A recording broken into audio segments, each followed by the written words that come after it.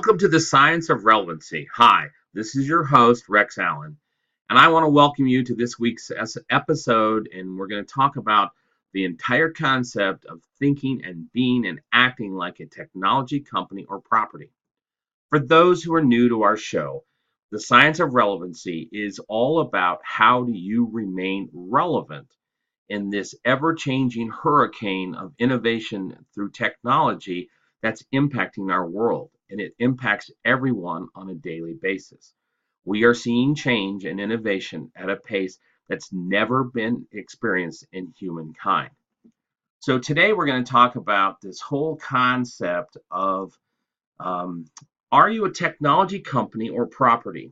And I have some questions to pose to get some thoughts running in your head so you can understand why this is so important. So some questions we're going to examine is, do I look for ways to innovate through technology? Am I looking for ways to do things better, faster, cheaper? But second, am I using technology and innovation to create convenience? Amazon is a great example, and we're going to point to them, and we talk a lot about them because they are constant innovators. And I believe that Amazon has basically perfected the science of convenience.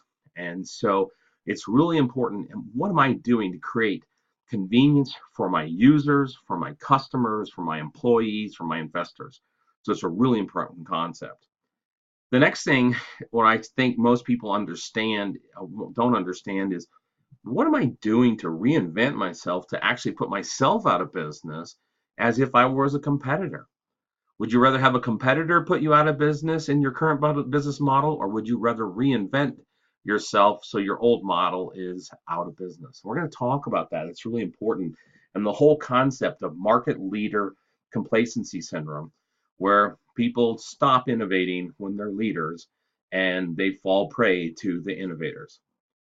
The next question that's problematic, and I talk to people about this all the time, is, am I working on my business or in my business?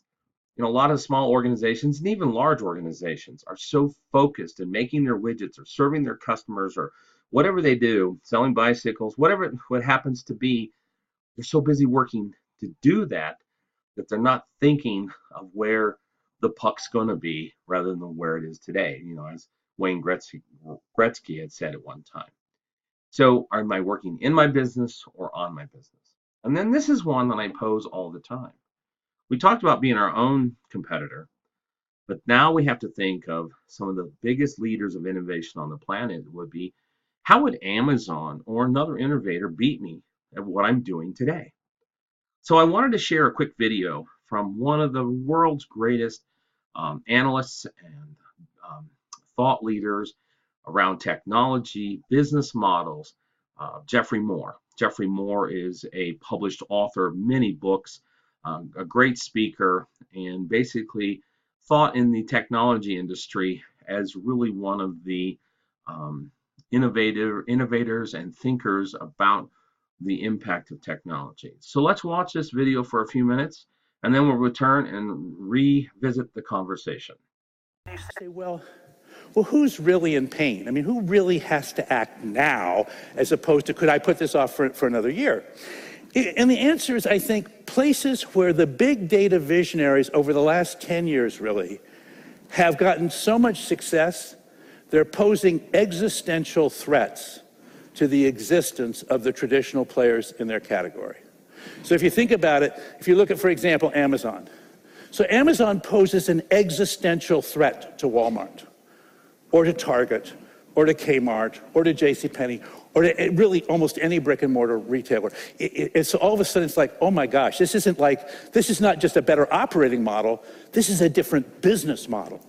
I could just be in the wrong place I could be a dinosaur in the age of the mammals, okay? If you look at Google and what it's done to advertising, the whole advertising industry is absolutely back on its heels. It does not know how to proceed in a digital world. And as more and more ad dollars go onto the digital world, the issue is, you remember when Carol Bartz was running my Yahoo and we kept on saying, is it a media company or a technology company? And the answer was, it was a technology company, and that's kind of why Marissa's there right now. It turns out with every one of these, the answer is, it's a technology company. Is Walmart a retail company or a technology company? It's a technology company.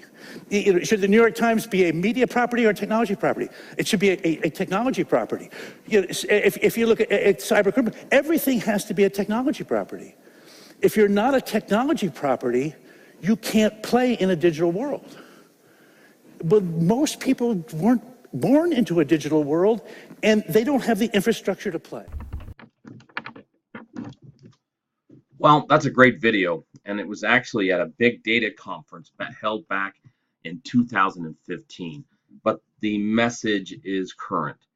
If you're not a technology company or property, you're not going to be able to swim and compete with those who are. You look at these brands out here. Walmart has really made some advancements in their competing with Amazon. But you see all of these companies out here understand the importance and thought leadership and action of being a technology company. So what do you do as a small business owner, somebody who is an executive for a sales and marketing organization or an individual? What do you do to transition? And let's talk about this. I was recently in a company where we were talking about with their executives in a little bit of a round table about becoming a technology company. And got into this, and we're talking about this, and it's really hard when you've been in this industry for 30 plus years to get somebody to understand your experience computations for over the last 30 years. So we were talking about becoming a technology company, and this VP of operations just stops me mid-sentence, and he says to me, he goes, well, we like technology, we want to use technology, and we want to do this. Well, the key issue there is not want. You can't just want to be a technology company. You have to look at the world through the lenses of how do I do things with technology. This one drives me batty, and I see this all the time. Somebody will say, well, I'm not good with technology. You got to stop saying that. You have to make it a mindset. I'll give you a good example of that. I'm working with a small new food company, great organization, Crested Butte Foods, and I was talking to their CEO, Kimberly Long. In working with Crested Butte Foods, excuse me, I can't even talk today. Kimberly admits that she's not the biggest technology person.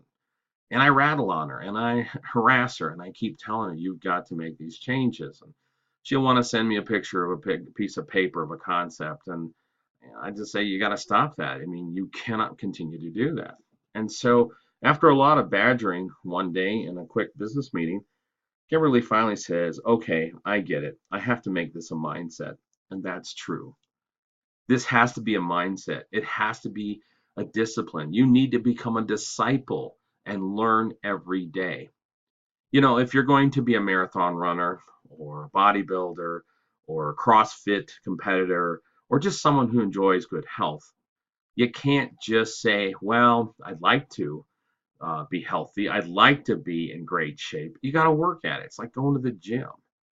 So, it's really important to people understand that if you're not a digital property, you really won't be able to play in the digital economy. So let's go back to those questions real quick and let's talk about this. You've got to continuously look for ways to innovate through technology, whether it's internal processes or external processes. You have to figure out ways to do this because your competitor will. You've got to look at the world of your business and say, how can I use technology to make it better? But most important about use of technology and innovation of processes is to create convenience. Okay, and we got to ask ourselves, look, Amazon has this down to a science. How are you going to innovate to create convenience? How do I make it easier for my customers to order things? How do I make it easier for my customers to communicate with me, provide me feedback? How do I deliver things? How do I service things? You've got to make it easy and convenient because we've all become spoiled. We have in our pockets walking around computers, which most people think they're a phone, but they have more storage and computing powers than what mainframe computers had just 30 years ago. And we've become used to working with really good apps that make it very easy to do business with them. You know, you look at the entire personal transportation industry from Uber and Lyft. They're really not transportation companies, but they've figured out how to make it easy to get a ride. I mean, it just takes a few seconds. So innovation that creates convenience is pivotal. Okay. Now, this is one that's really important. I want to talk about this in a little further depth is what am I doing to reinvent myself, to put myself out of business in a few years, as if I was a competitor? Well, this is something I talk about, and should have put it on the slide here, but there is a syndrome that takes place, and this has been happening, and it has mostly to do with human nature and less to do with technology innovation. There is a concept I call market leader complacency syndrome. And when we talk about market leader complacency syndrome, what I'm talking about is anytime there are companies who have a market leadership, they're so busy enjoying the revenues and the success from their current state that they really stop innovating. They stop investing in innovating. They stop figuring out, how do I put myself out of business? You know, and this isn't just a syndrome that happens currently with high tech companies where, you know, Amazon crushed, you know, Toys R Us and now Sears. No, let's go back 100 years and talk about Ford Motor Company. Ford was the #1 market share with the Model T. You know, this is 1925, you know, 1927. They'd sold 16 million vehicles. And Ford was convinced that gravy train was going to run forever and this was the way it's going to work. Well, the founder, you know, our good friend Henry Ford, he basically was stuck in enjoying the success. Well, competitors came along and now there were new models and they had different colors. And so Edison Ford, Henry's son, and his surrounding executives practically had to drive Henry Ford kicking and screaming to make these changes to reinvent themselves and start with a whole new set of product offerings. Well, luckily for Ford, they're still one of the best brands in the world. And the entire industry, auto industry, does this every year. We get a new model. You don't ask, you know, when was your car manufactured? You ask, what's your model year? And so that's an example of people who are looking to constantly do innovation and change. But for you as a small business owner, you need to look at all your processes. Where are you vulnerable? Where might you be in a situation where a competitor could sneak up on you? What could you do today to basically make all your products and services obsolete as they exist at this moment? So it's an important mindset to shift to, is to be constantly thinking about where are things going to be, not where they are. Okay. This is an important concept. And I want to expand on this one too. This next one is, am I working on my business or in my business?